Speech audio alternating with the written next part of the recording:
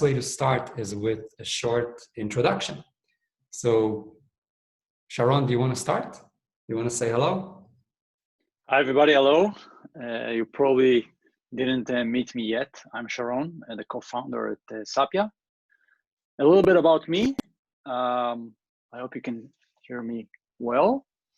So next month, I'm going to be 39, originally from Israel. I have 3 kids, which is my main job, I think. 5 years, 3 years, and 6 months. So those of you who have kids can imagine the hustling. Really short. So I'm living in Amsterdam in the last 15 years. I've been doing a lot of cool stuff. I had my own startup for 6 years. I've been working in Israel, US, Netherlands, and UK. Partly engineering, but the last few years, it's about marketing, marketplaces, building digital products. And I worked in, I think, something like 8 industries in total. And I'm really, really excited to be here today because I started my career as a coach, business coach, and I was also delivering some workshops. So it's like a closure. That's where I started when I was 22. And I think I didn't do it in the last 10 years or so. So that's destiny, I think. And maybe a little bit about my why. So I believe that consumption can change the world. Every time that we buy something, we are voting. And with the help of our community members and brands that care about sustainability, about the community that they're living in, we can change the world. That's what I believe in. That's why I joined Sapia. Yeah, that's very short. A little bit about me. I love to read. I think I read something like 1,000 books. I'm cycling. I was semi-professional when I was younger. Love my kids, my family, my wife. Yeah, that's it. Thank you. I'll just complete the picture and I'll explain a bit about my background. So I also grew up in Israel, and that's where Sharon and I know each other from. There's a third co-founder at Sapia. His name is Amir. Right now, we don't expose him to the audience because he's really working hard behind the scenes. He's building the new Sapia product. We're actually launching a big community product that's coming soon. So Amir is going to go live and into the spotlight and reveal it. So I don't want to steal his thunder. But apart from that, my story is I used to work in Israel and I was an entrepreneur. I was building an entrepreneurship center. Then after a few years, I got fed up with it and I wanted to get my MBA and go move to Silicon Valley and learn how the big boys are doing it. And I went to Silicon Valley. I sort of lived my dream. You know, I went to business school in Europe, lived in Silicon Valley, worked at a very successful tech company, moved with them to London and became a CEO, like a local country manager for another startup. So I had this like career in tech companies where I was first in product, then business development, then a general manager. And although I was quite young when I was going through these experiences, something was missing. And I think that something that was missing is that I kept hearing or seeing companies that are trying to change the world. That's what they say they do because they're used to saying it by Silicon Valley terms. But they weren't really changing the world. They were just pushing products and raising money from investors to sell those products at a loss and trying to appear as if they're growing. And I didn't like that. I didn't feel that I wanted to be a part of that culture. When I met Sharon and Amir, I realized that here are 2 other people that think alike. They've been burned by working in the tech industry and they want to lead change. What is that change we're going to lead? We didn't even know. But the point is we started working together and slowly we defined what Sapia is. Still work in progress, by the way. But now I think it's a lot clearer than it was a year and some change ago. So that's about me. Right now I live in London for the past 3 years. And That's it. I think I'm excited to get started, Sharon, unless there's anything else we need to cover. No, we're gonna have something like 45 minutes, two exercises in between. I'm not gonna reveal what are the topics because then it's gonna be boring. And then in the end, we're gonna tell a little bit about the workshop because not everybody's here registered for the workshop. This is like an intro, but also the most important topic. And we're gonna explain how the workshop is gonna look like, but really few minutes. It's not about that at all. And then we have 4 other sessions and interactions in between. So, but this is for the end. So I think Elad, you can start. Let's jump right to it. Okay. So the first thing I want to open with, it's an honest story. It's a true story about a friend of mine that it's not her real picture, but the story is real. And she wanted to start her business and she's creating planters from glass. It's beautiful art, right? She quit her corporate job to start that. And it got me thinking. I did like a thought experiment. And I said, what if Sophie, my friend, would come to me, not now in 2020, but 20 years ago? Like, let's take a trip in a time machine. And this is one of my favorite movies, right? And if she would come to me 20 years ago, I would tell her about this little online store called Amazon that is, if you look at the alternatives, building your own website in the early 2000s is super expensive. Building a physical store, not feasible so much. But there's this new thing online. They're very successful with books, and now they're expanding. They can give you new audiences. They can open you to international markets. They can give you payment, fulfillment, logistics, distribution, all in one immediately. You don't have to pay them anything, just a bit of a commission based on success. What have you got to lose? Compared to the alternative, go do that. And I think 20 years ago, that would have been a great advice, especially considering the alternatives where you're going to have a store that looks a bit like that, very limited to a local audience. And the thought of selling from US to Europe within an instant was just mind-blowing back then. You couldn't do that with a physical store. So back to the here and now, the same problem, I wouldn't have given the same advice. And it's not because I think differently of Amazon. They're still a very nice company that changed the world. However, the landscape has changed. Now, being online is not enough. It's not a novelty. And when you look for Sophie on Etsy, you get 110K results. She is on page 83 in the search results. So when was the last time we went page 3, right? And we tried finding her products on Google, where she was one of 47 million. And the question became, how can Sophie cut through the noise? It leads me to a very interesting situation that today we live in a reality that everything is online and we have a decision fatigue. So when we go to the supermarket, we look at endless options. Not only in the supermarket, we see 4,000 ads per day. And according to research that we just saw the other day, 35,000 decisions are made a day by any one of us, whether you know it or not. And if you compare it to how our grandparents used to live 50 years ago, it's 1,000 times more complex to be alive today than it was 50 years ago. So the question becomes, how can we avoid that race to the bottom? And, let me take a step back, because Sophie wasn't only on Etsy and Google. She was also on Pinterest. She was also on TikTok. She was on Instagram. She was on Facebook. She was on Amazon. She was on 2 other marketplaces. She had her own website, and she was even working with an agency. How can she manage all that, right? It's just really, really difficult to contain all that. How can we cut through the noise in today's reality online? Sharon, maybe you'd like to add something. Yeah, first, I think there is a little bit problem with your bandwidth because your video is not slick. Oh. So I don't know. You want to share? Yeah, I can share my screen from now on. I think it will be better. Okay.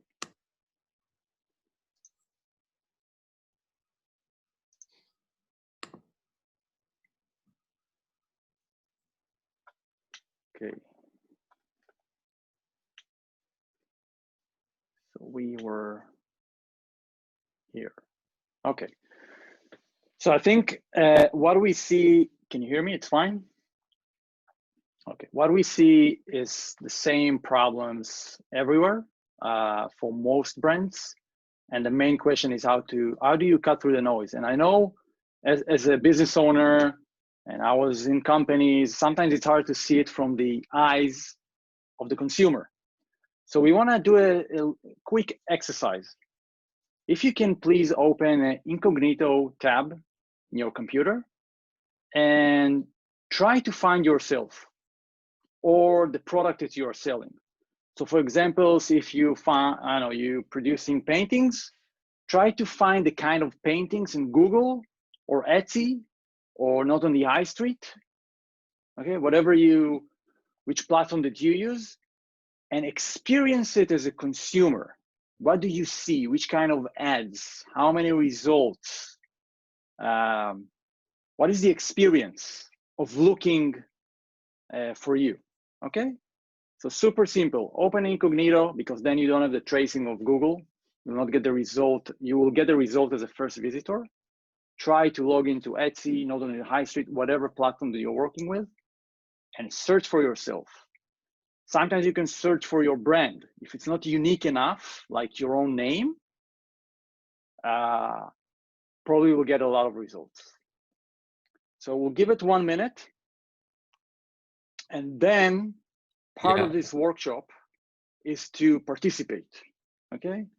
We'll be really, really happy of few of you, let's say 2 or 3, will share what they saw during this experience. As a consumer, imagine you're trying to buy your product.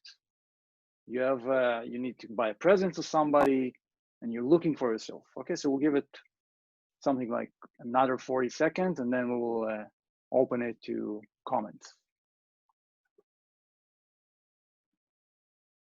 So yes, Julia, it will be saved. We'll send the recording to everyone later. To help with the exercise, Sharon, maybe you can give an example. So let's say I'm looking for an umbrella. That's the product? So Yeah. should we type in umbrellas or handcrafted umbrellas in the UK? What would you type in? Yeah, it really depends. Handcrafted. And then you see also, this is the first thing, right? You see how Google completes my sentence. So if umbrella, it's different. What's next? UK. Now I'm in Amsterdam, so I'll get different results. So this is one example. Now this is handmade. It's different. I get different kind of ads, right? Interesting. How many pages? What Google suggests to me to search for more? Just look at it, the experience. Nobody's gonna scroll to page 3, right? If I go to Etsy,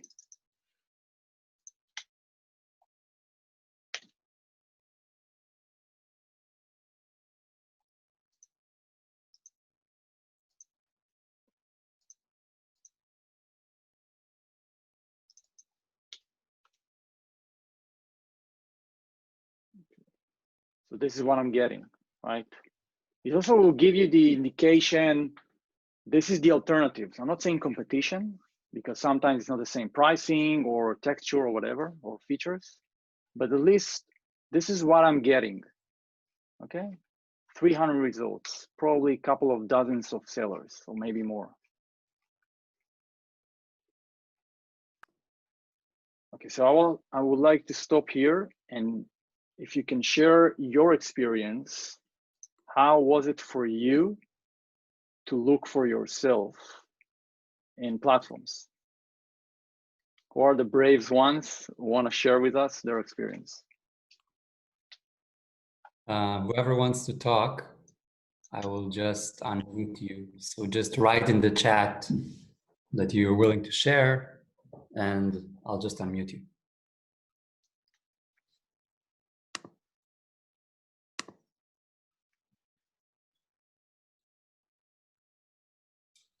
Divina. All right, you're live. try to unmute yourself. Hello, can you hear me? Yeah. Okay. I, I would like to share because one of we have a website and we were somebody from Philippines who is living in the UK. We're trying to buy a product from the Philippines, but she wanted it in the UK, the physical product. So she googled handcrafted Filipino baskets, and interestingly, she saw our website. So she messaged me in our website because she wanted one of our bags, but it's out of stock. And she get in touch with me through email, which is surprising. Interesting. So that's what happened to you lately. Yes, maybe four months ago. Mm-hmm. But that's a very specific query. Like you know exactly what you're looking for, and probably yes. you have this rare product. But for you, when you try to look for yourself, let's say you consumer and you're not quite sure exactly, did you see something interesting in your experience trying to do this right now? Oh, I see. Yes, I tried, and it's overwhelming. Yeah, I think that's the status quo right now. It's overwhelming. Our life in general. I'm not talking about commerce, Google, or Etsy, or whatever. And it's not about Etsy or Google. It's about how it works right now. For most of the independent brands or brands, it's a really, it's called red ocean. A lot of competition. There's a lot of blood. Everybody's trying to fight for the same thing, which is attention. First, do you see me? And that's really hard. So that was just another, I see another comment here, yeah, thousands, tens of thousands of results. It's just a reflection. Okay, maybe some of you found yourself, but just to look at the experience when you're trying to buy something and find you. Okay, so it's very simple, just to look at it. Okay, any other one want to share before we're moving on? You can also write it in the chat. Yeah, I'll just add that the most important thing is to see it from the buyer perspective. And that's what I think the purpose of the exercise is. Maybe Shayanti, do you want to share your experience? Oh, we had an interesting chat about it yesterday.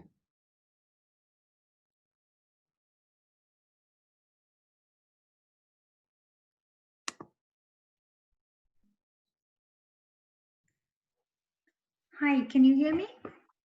Yeah. Okay, no, well, of course, I mean, we all get it. The dim is very high. And when I type, for example, I'm into scarves. So even if I make it very specific, which generally a common buyer wouldn't, they would probably type scarf. But if I write, you know, handmade or hand printed scarves, even then it is in thousands. And as you say, tens of thousands rather. And as you said, Google has a way of prompting, which I think often confuses the buyer. And of course, there is a location issue. So where you are. Yeah, all in all, there is a lot of noise. Yeah. Great. I think it's a good exercise in general to take a journey as a consumer. When you pick up the phone, what do you say? What the consumer hears when you get into your website? Because we are used to this. We are on our website. We all have this kind of feeling. We think we know how it's look like for the first time, but we don't. We are biased. So this is the exercise, just to look at it from a fresh perspective. That's it. Shall we move on? For sure. Yeah. Okay. So I think the next question is, what is the alternative? Okay. How can you combat this kind of noisy world? And I think the best example is that we found is Oatly. I think Elad will take it from here, and I can just... Sure. So I think what's interesting about the story of Oatly, and some of you watched the video, so I don't want to repeat myself, but let's ask a very basic question. The product between 2012 and 2020 Basically, the product is oat milk, right? And I'm sure you know it from the supermarket shelves. And if you watched the video, then you probably heard a bit more about the change that they're leading. But if you think about it, really take a zoom out, right? Nothing has changed between 2012 and 2020 in terms of the product. It's still oat water, but they became a smashing success. How? What is that one thing that happened that made Oatly really stand out? And to consider the magnitude of that change and understand how can it apply to us as brand owners, let's think of that picture that we just saw, right? The shelf, the packed shelf in the supermarket. How can Oatly stand out on that shelf and make sure that people buy them, fall in love with their brand, and keep buying their brand? Because otherwise, how can we explain, if we can't answer that, how can we explain their growth? So let's really unpack what is behind Oatly's success. If you watch the video, I'm going to run through it quickly so it doesn't bore you to death, but stay with me because we're going to go deeper and unpack it from a different angle. So first and foremost, Oatly was in an industry that was very generic and boring. Everyone was just doing ads that were talking about features. They were very boring. They were talking about what the milk has. But Oatly took a different approach. They realized that they needed to be noticed and seen, right? And that helped them transform from a company that deals with food, a nutrition company, into really a lifestyle brand. And look at those ads. It's like old people playing domino, and you're making boats from their milk cartons in your bathtub. So it's really encompassing your life. Now, that led them to also take a different approach in their ads. And if you look at Alpro, and sometimes I buy their products, they're good. They're good for you. That's their slogan.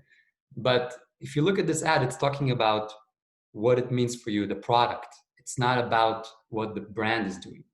And if you look at Oatly's ads, they took a very different approach, and they did it with their packaging. They wrote a manifesto. And if you look at that little, I don't know what it is, a Sasquatch or something like that, they wrote a whole manifesto of what they believe in.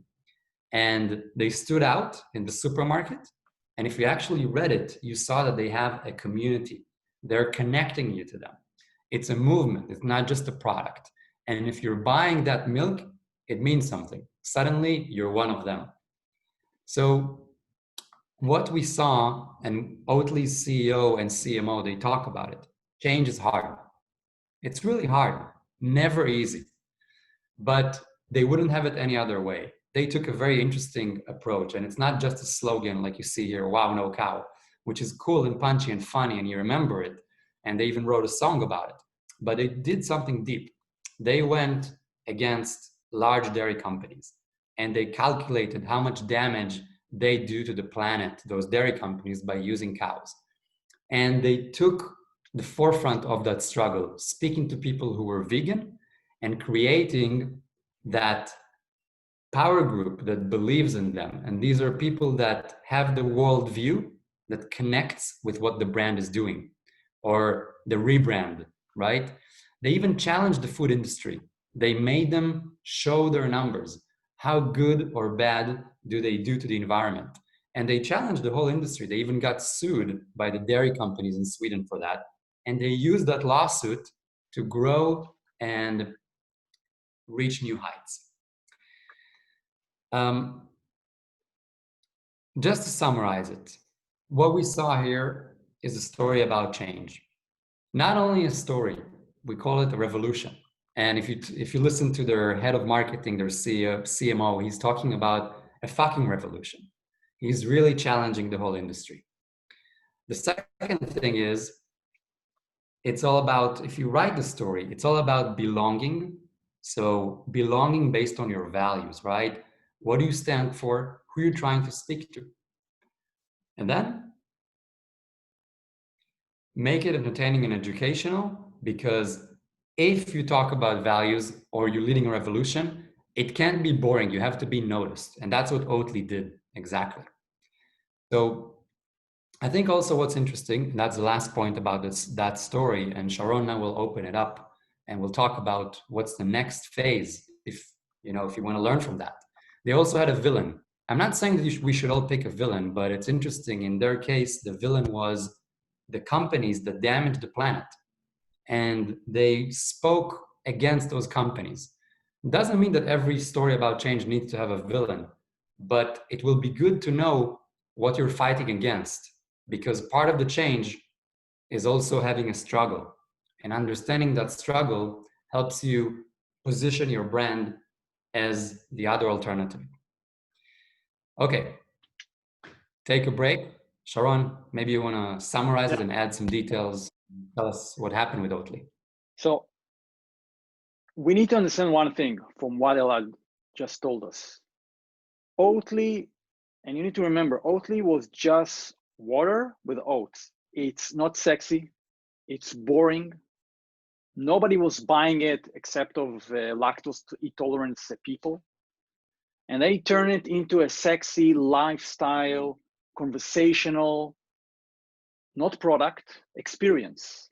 So they stopped selling a product and they start selling a lifestyle, a belief, a story. And it was so profound because it was around change. We'll talk about change in a couple of minutes, but that's what you need to remember. They stop selling a product, they start selling a story. Now, because the product is the same, it's exactly the same product that they were selling 8-10 years ago, right? But changing from a product company to a lifestyle company, that's what gave them the power to grow 10x in the last 8 years. And across countries, nations, cultures, everybody knows, not everybody, but a lot of people knows Oatly. And that's the point, from products to feeling, experience, belonging, stories. Okay, and that's I want to talk about a little bit more why change is so important. We are all in a business of change, and we look at a lot of brands throughout the last history that brands exist. You will see the same picture. The first principle of Nike: our business is change. This is their commercial. They're having a stand. They believe in something. They invite you to be part of this change. Okay? They're not talking about their shoes. There is no product here. It's a statement. That's what they're selling. This is their Instagram feed. And I really encourage you to see their feed. They are telling stories of humans, of athletes, celebrating humanity and greatness. Now, it doesn't matter if you believe it or not, right? Just see the principles behind of the brand. I want to show you, I hope it's going to be look good, but it's more the principle behind it. This is Harley Davidson commercial, 30 seconds, okay?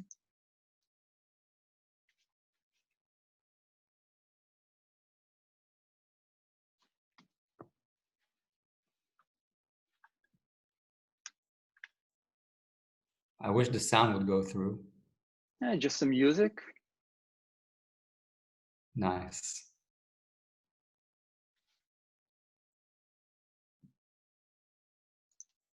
Okay, obviously Harley Davidson, it's not a bike, right?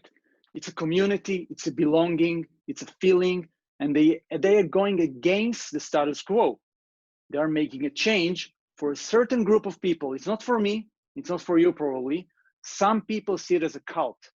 It's not a product anymore. So this is another example. Apple, early beginning, it was all about change. Think different. They had the commercials with the figures from history that changed the world because they believe if you were the Dalai Lama, probably you're going to use Mac, not something else. This is Apple's feed. This is a picture that I took yesterday. Everyone has a story to tell. There is no product here. Same for Tom's.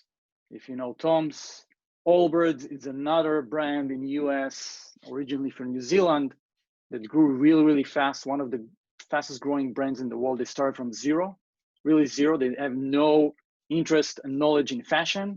And they created one of the famous fashion company in the world, selling shoes. But it was about a story. So Allow me to play devil's advocate for a second. And we looked at those companies. We talked about Oatly, and you know they started from 20 million. Now they're worth 2 billion. We looked at Allbirds, huge company. Nike, huge company. Tom's, huge company. All of the examples that we used are companies with a lot of budget. I know for a fact that Oatly hired an agency in Sweden, the #1 agency. And it's hard not to think, you know, a bit, I'm going to be sarcastic a bit, right? Or cynical. As a brand owner, I don't have money. So how can we expect of ourselves to lead such a big change if we don't have the money to hire the best creative agency in the UK or in Sweden? Is there an option? Can we even dare to dream about it? This is a very solid question that we also ask ourselves, because we are not Apple. We don't have the budget. Although, if you look back, Oatly, 2012, their competition was so big. It's like they were the David against the Goliath, right? They don't have a lot of money. They didn't use any ads. Their ads were their carton boxes. Okay, we need to remember. So everyone has his own small world fighting against the giants. But we are not Nike and Apple. The principles are the same. Brands that succeed to cut through the noise, and that was the question. They did it through a story. They talk about change. They connected people. Talk about values. Okay, and that sometimes there's a villain, somebody they're fighting against. So how do you take this kind of principles and embed it into your story, into your brand? So I want to talk about Kitepride.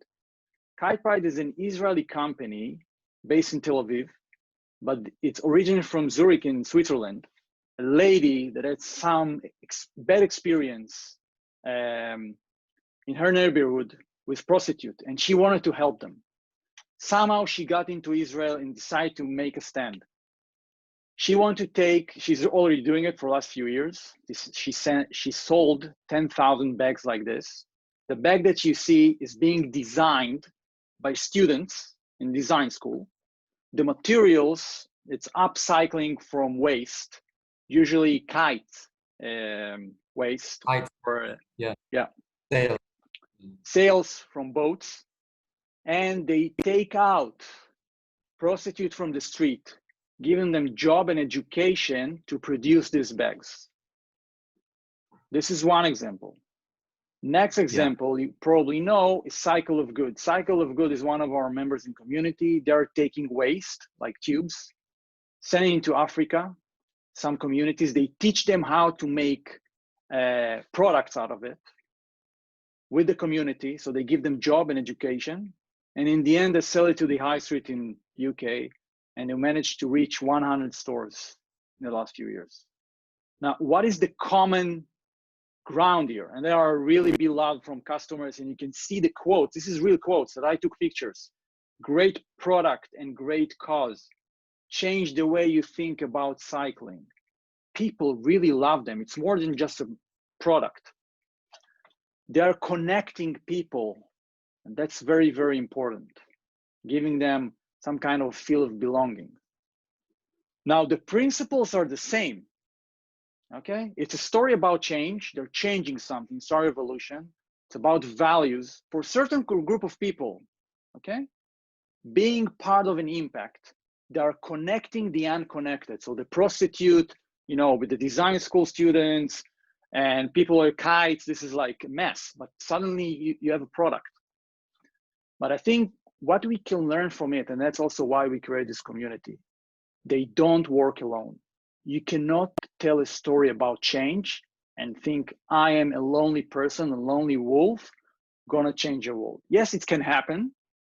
It happened in history, but usually what you see, figures take another figures and group and build a community or a tribe, whatever you can call it. They're connecting, because telling a story and changing the world and having a sense of belonging will never take place alone. That's what we believe. And that's what the brands are doing, because alone they cannot do it. I want to share a point that we talked about earlier. It's about, you know, where does it come from? Is it by design, that change, or is it something that we create? And I think what's interesting about Oatly is that their story about change was by design. Their leadership, the new leadership, knew what they were doing. They created a story deliberately, different from everyone else in the industry. They knew that they would get attention. It was risky, but they knew what they were doing. In case of Kite Pride and Cycle of Good, it looks as if they didn't know those principles. They just had a change they wanted to lead in the world. That change happened to position them as very unique. Because of that, they also somehow managed to save money on material costs, because part of their story was sustainability. I don't know if they thought about it so deeply, about that principles of storytelling, how to reduce the costs in their supply chain. Maybe they have, but I think the interesting thing is not trying to be Kite Pride or Cycle of Good. They all have their own uniqueness. Is trying to understand what's behind it. What is the recipe? The recipe that Oatly used. Okay, how can we use it as an independent brand? Look, there are a few examples of people who did it without understanding that this is what they did. But we can create it by design if we understand these two things. One, that we can't do it alone and we need partners. And that's why this workshop is interactive, and that's why there's a group and it's not one-on-one consulting. And the other part is that there are ways to write that story, right? There are ways to connect the unconnected. There are ways to find a group that cares about what you care for as a brand.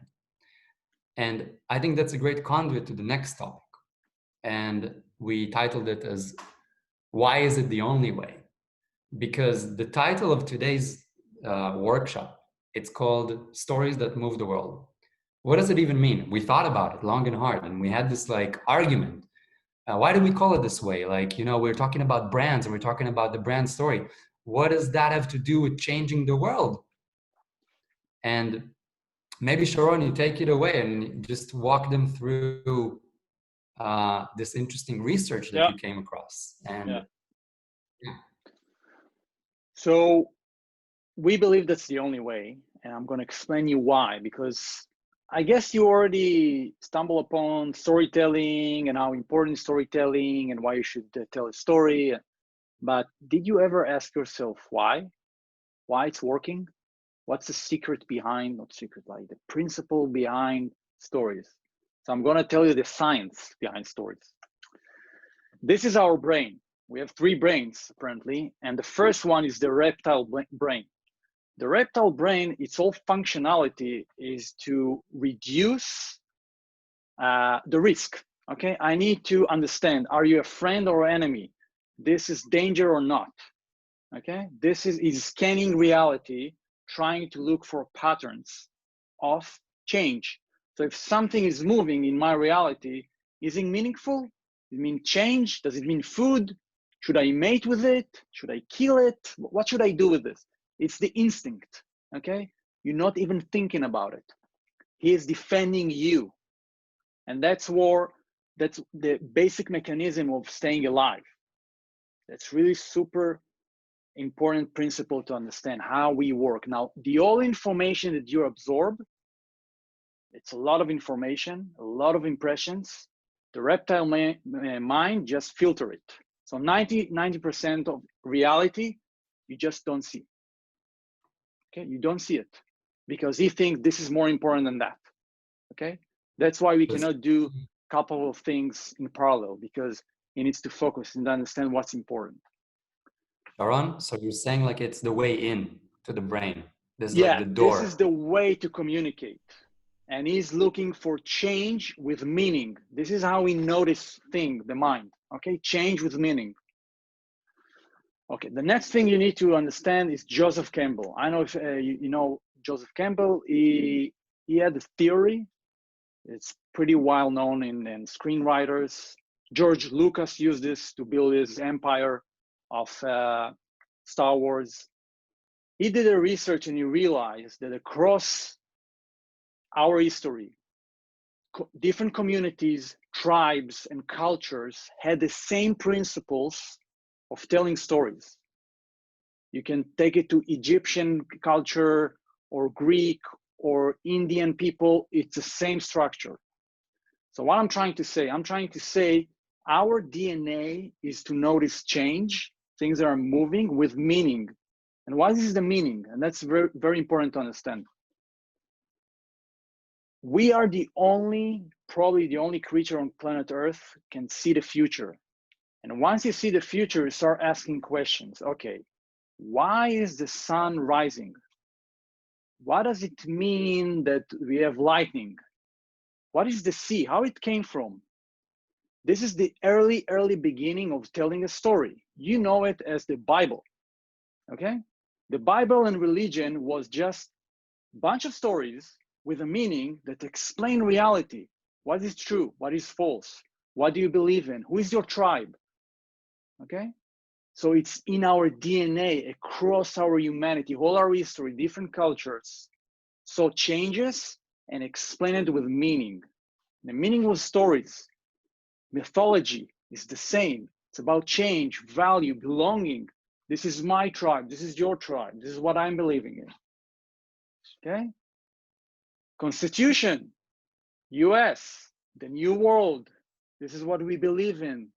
We are here to accomplish that. Join us. We, the people. Gandhi, same, change, storytelling, bringing people together. You will see it over and over again. Everything that has significant impact on our world involves two things: change with meaning. This is a story. And it's not about believing those people or not. Money is the same. Today, money is not attached to any commodity. Back then in the days, it was backed on gold. Now, just an agreement. It's a story that we are telling ourselves and a lot of people, and we all agree. What are brands? When you see Nike, it doesn't mean you're gonna buy it, but you know what is their promise, what is their brand. So for example, tomorrow, Hilton is gonna build a shoe. You know how it's gonna look like? You have no idea. But what if Nike is gonna build an hotel? You already have the picture because they have a story, they have a meaning. Okay? That's really important to understand. Behind those great things, there is two things: change and story based on value and belongings. Because as this is how we survive, we give meaning to reality, we can explain phenomena, and I can say, who believe in this? Join me. This is religion, basically. Now let's back to Sophie, and that's where I'm gonna finalize. If you remember our story, Sophie sold products. And that's why she closed her business. Because when you're on Etsy, there is no change, there is no belonging, there is no story. You only have products. That's called a commodity. Nobody buy the product. When I buy this shirt and there is an alternative, something more expensive, like 10x expensive, what's the difference? What's the difference between Oatly milk 8 years ago and Oatly milk today? Nothing. It's the same. Sometimes it's the same factory, right? Of the shirt. The difference is the story that the consumer is telling to himself. What is the experience of buying it? What does it mean about me to wear Adidas or Nike? Which kind of person am I? This is how we tell stories to the world when we buy clothes or some other products. So the experience is this is products. So it's really hard to choose because your mind as a consumer, you don't see change and you don't see meaning. So it's hard to listen. Yeah. Okay. And add this to 35,000 decisions, 4,000 ads. Just imagine the confusion. What is the alternative? It's very, very basic. My kid can hear the same story 10 times in the same night. We are embedded, wired to listen to stories with meaning. Okay? We are not embedded to listen to products. And this is from the early beginning of humanity. This is how we build everything, through stories. Now, I want to leave you with this before we go into the second exercise. There is no doubt some of you are gonna build great businesses. You're gonna succeed and make money. But the real question is it gonna matter? And that's why we are here today, to tell you there is a different way, not selling products. Start telling stories that connect people, that have values, that have kind of change you believe in. We call it voice. Also, Oti call it a voice. It's more than a story. Okay, I hope I made my point. Okay, that's the science behind the stories and change, because this is how we wired. It's not because Oatly said it or Nike. They understood how people think and how they pay attention to reality. Now, the second exercise, I want you to feel it. Okay, we're gonna take like 2 minutes for it. Go to your website, go to your Instagram, go to your Etsy, whatever you are, wherever you are. Also can be B2B platform, could be Sapia. Try to understand, what is the feeling that you are getting? Who is it for? What kind of experience are you getting? What is the story? Why should somebody listen, pay attention? Okay, is there a story? Which kind of story? Okay. And you can also take few minutes, like let's say 30 seconds, go to Nike, Instagram, Apple, Oatly. You can do it also after the workshop, of course. Go to your competitor, who you believe is your competitor or alternative. What is their story? What are they telling? So take, I don't know, like 1-2 minutes. Just browse on your assets, digital assets, your packaging. Yeah, Oatly started from the packaging. And try to understand what is the feeling that you're delivering, what is the messaging. It could be the design, the copy, the fonts, whatever. Look at it. Try to figure out, are you talking about story, changing it just a product? What are you selling? So we're gonna take like 2 minutes. Yeah. And then we will really love to hear your comments. It's really important to have a voice, start talk with people in this workshop, outside. What you feel, what you think, okay? I think it's super helpful when you look at your website. Think of it, you know, a story doesn't have to be something written in a book. It could be something that your packaging delivers, your fonts, right? Like Sharon said, your messaging, your pictures. It could be a video.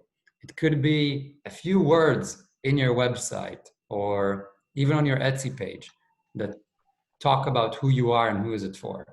So the word story is very elaborate, and we're going to unpack it at the rest of the workshop. But when you think of it, maybe the best way is like, look at your website, look at the competitors, look at Nike, and ask yourself, do you see someone like Martin Luther King standing behind it, reading it to the nation as if it, you know, as if you have a voice and someone is broadcasting that voice, and some people on the other side raising their hands and say, yes, this is I belong to that tribe. When I hear that voice calling, it's for me. So maybe that is like a guidance to help you when you look for that story. Think of it through Gandhi, Obama, Martin Luther King, the great brands that we saw earlier. I want to show you another example. Yeah. For some of you want to get more inspiration. Books are the best way to look at it, because this is the marketing. Okay, that's it. And the whole goal of marketing is to say, okay, you are not going to read it to know what is this. You can't. You just need to read it to understand. So I'm going to write a few things here and give you pictures and font. So we'll give it the feeling, is it talking to me? Do I resonate? Okay, so this is one example. You can also look behind books. Okay, who is writing the comments? Okay, this is one example. Take a different book, a different messaging, different fonts, colors. Okay, why did they choose it? For a reason. That's another example to start connect to stories, because the cover tells the story. And it's not a lot of real estate, but it should resonate with the audience. Okay? I think maybe we'll open it up if anyone wants to share their Yeah, experience. please do. It's really important. What is your insight? Because this is the final thing for this session today. And I want you to talk about what you understood, what you saw from your brand, maybe things you're going to do or change. Yes. And we're going to talk in the remainder of the time, we're going to talk about the next meetings and what's going to happen in the rest of the workshop. But first, we'd love to hear from someone. If you want to share, feel free. Let me look at the list of participants. If anyone wants to talk.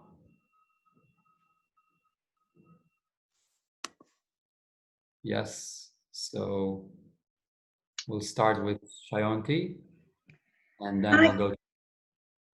Yeah. Well, I have been listening very attentively to Sharon and how he is unfolding the story part of it. And I would just like to share a very personal take on this. And that is, I sort of try to move away from these well-known world figures. And for example, that's what I've tried to do with my brand, and bring it down to the everyday man on the street and his story. Because if I look at Martin Luther King or Obama or Gandhi or whatever, you know, it's too big. And maybe I just don't want to be there. The same goes with me as far as brands are concerned. Yes, Nike, Oatly, Apple, they all have a brilliant story, but they are like beyond my league, at least for now. So for me, the brand, when I pick up a product, or at least that was the philosophy with which I started my brand, that it has a simple story. The product that you pick up from my web shop has been touched by a worker's hand, by somebody I know by name, and I can share his struggles and his stories with you. He's nobody. History will not know him. History doesn't have a space for him. And I think for me, that's where the power lies. To pick up a simple artisan, a simple craftsman, weaver, who are in the bigger picture, they are anonymous people, really. Nobody will remember them. Nobody wants to know their name, or I won't say wants to, but nobody knows their name. However, it is through this product and the fact that he has touched it, he has made it, he or she, and somehow his family, his surrounding has been affected just because you are using it. I think for me, that's where the power lies. So as an entrepreneur, as a person, yes, I take inspiration from all these great names, but I have always tried to say that I don't want to be one of them. I want to be myself. Maybe myself is a person who has somehow been impacted by these great lives, but for me, it is that common person. And for me, I'm just sharing with the platform that when I started or perceived my brand and the brand story, it was to give face to the unknown, to somebody who nobody will ever know, and even now they'll not know, but to just give a voice, to say that there's a human being behind this product. It's not a conveyor belt. It's not a shift of workers. You know, I represent a country, though I stay in Amsterdam now, which is, you know, probably one of the smallest countries, but I come from the second largest populous country in the world, which is India. So, you know, it's always, you're used to these huge crowds, huge population, and you always have this sense that you're lost somewhere, you're lost, you know. So my idea to start my brand and my brand story was to give a place, an image, a name, a connect to the totally unknown person. So personally for me, I do not look at Obamas and Martin Luther Kings and Gandhis of the day, but I try to look at the common man, because I think that's what the future is. That is, you know, a sense of equity that we are trying to get in our society. I think I've already taken up enough time. Thanks for hearing that's fine. The reason that we show those figures, it's for inspiration. Everybody needs to find his voice. I'm not encouraging anybody to be Obama. No. It was just a thought. So I'm trying, I just said what was my philosophy behind what's the kind of story I'm trying to script, let us say. Well, that's amazing. And every story is unique. it's dumb, yeah, to try to tell, if I will take this book and I will say, let's do the same book. Nobody's going to do that. But Yeah. a lot of people will take this pen and will produce the same pen. You'll not do it with stories. So story can be huge, like religion, but story can be like yours, like you can call it small, but who's going to decide what is big and small? What we're trying to convey here, that the only way, that's what we believe, okay? The only way to cut through the noise is to tell a story about change. It can be about one person, it's about you, it's about somebody else, about dairy industry, it doesn't matter. Story and change, that's the only way, because that's unique. You can recognize it. And we took the biggest brands just to show you, it's not only brands, it's religion, it's politics, it's money, it's everywhere. It's kids. This is who we are, what are we made of.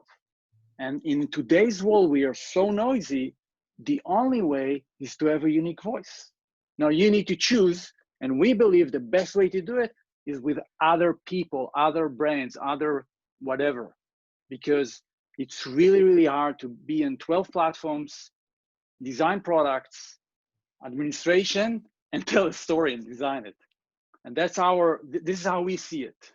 And of course, everyone will take his own direction. Yeah, just to emphasize that, yeah, the purpose in my mind to share those pictures is exactly, you know, what Sharon said. The point is not to try to be Obama, but it's to understand that everything is moved by story. And if politics and nations and money and all the large brands are moved by story, then we are in fact made of stories. And if you take that, what I just said, and you put it in the background of the landscape that we live in today, that it's all noisy, everything, super noisy.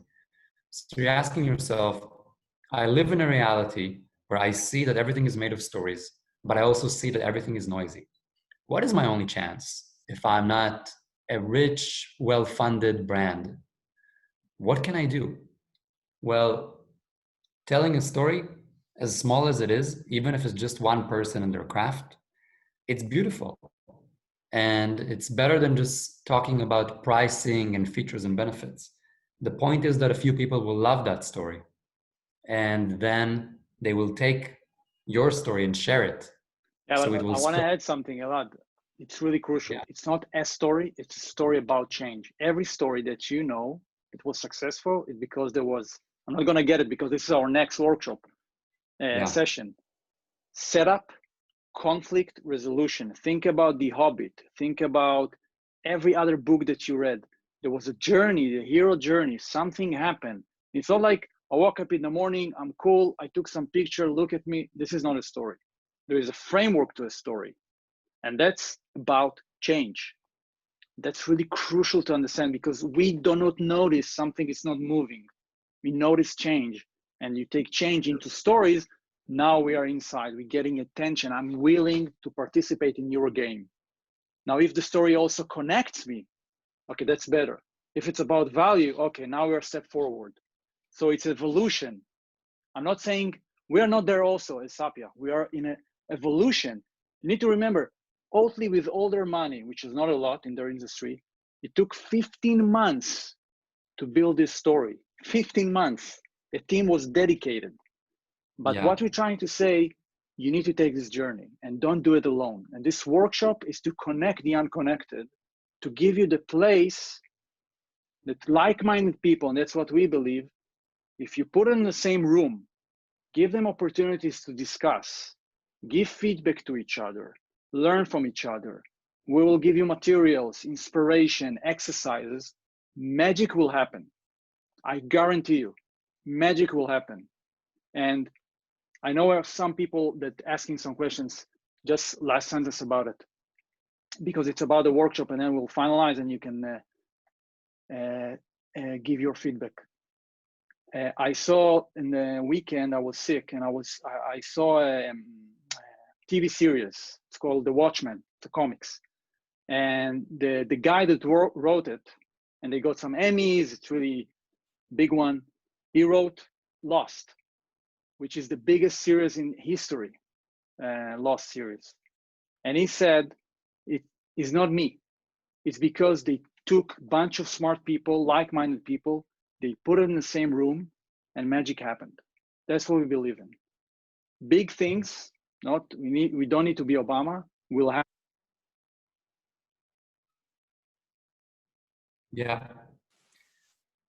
We kind of lost you there in terms of your audio, Sharon. So as you get it back, I know that, oh, you're back. Yeah. So we believe in putting people together under the same values and belonging, and magic will happen. And we'll do it in the workshop. So there are exercises in between. We have some kind of a forum that you can give feedback and get feedback.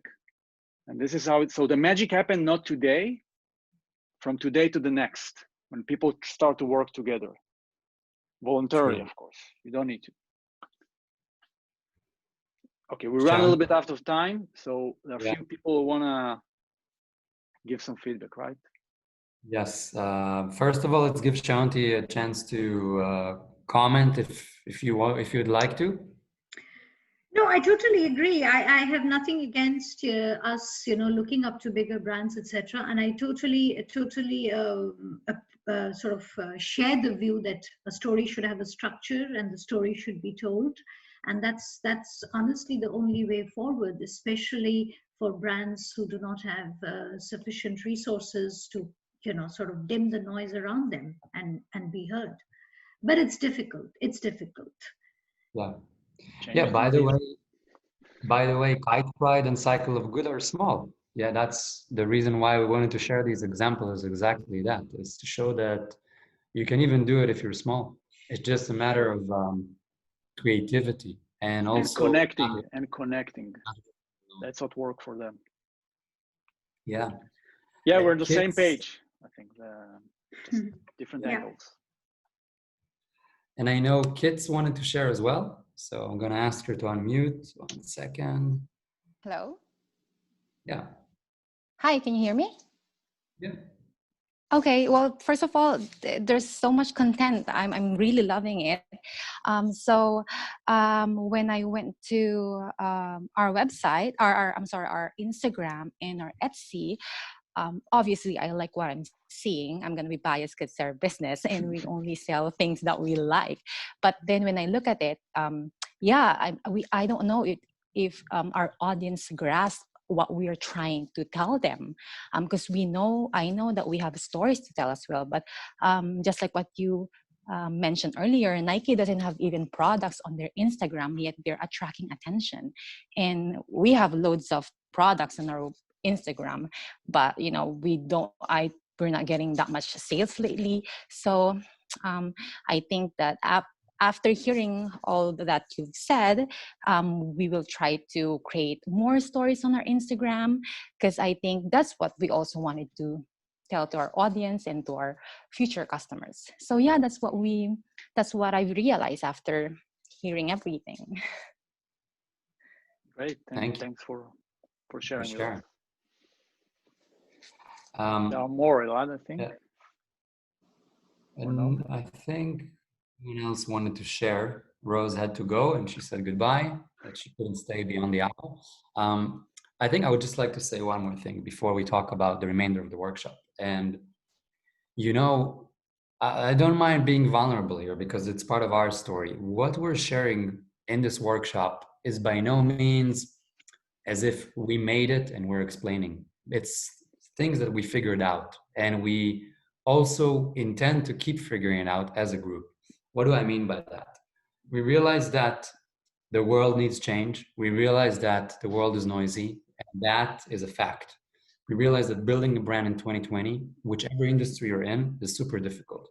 We realize that we don't want to do it alone, and we're looking for people to share that journey with us. If in that way, in that process, we can help brands tell their story in a better way, touch more lives, make them connect one another and not work alone, connecting the unconnected, this will be our revolution. And the goal that we have today is not to give you a webinar. It's not to give you content. It's not to tell you stories about religion or about Obama, because no one cares about that, honestly. What we care about deeply is to help you start a revolution, to start a revolution together. And we're using the word revolution after thinking about it deeply. We need to change how commerce is done. The way we approach it today is because the tools that we use online have been created for us 20 years ago. They don't necessarily fit two things. They don't fit the landscape today. They don't fit how the human brain is connecting with brands and products. And we can choose to take a different path. And we can choose to work on those things and put an emphasis on them. So we're not dependent on those platforms anymore. And it doesn't mean that we're voting against using them. Use them. It's great, especially if you need money in the short term. It doesn't matter. That's not the point. The point is trying to create a better future. Not only with Sapia, but with your products to your audiences, whether it's B2C, B2B, or whatever. And that's the real mission behind the workshop and Sapia. I hope that makes it more clear. I don't know if Sharon, if you want to add anything. No, we also run out of time, so I don't want to. Yeah. And this is the summary. Following from here, we're gonna those who register to the workshop is gonna get a link to the place where everything is happening. And in between sessions, we're gonna have meaningful discussion because that's what we believe in. Trying to connect, give feedback. It's really, really important because you like to be seen, right? That's what you like about like and comments. Show people that you also see them. That's really important. And that's happening in our, some kind of a forum that we designed. That's part of Sapia's future. It brings together like-minded people to build the future of brands. Okay, that's all about this for us. Going to be small exercises like questions or writing something, listening to something that is ours or somebody else, and having some, okay, let's talk about it. What did I understand? What can I do? I changed my Instagram a little bit. What do you think, people? Like, this is kind of things we're going to do because we know how hard it is to be alone. None of the changes that we saw took place.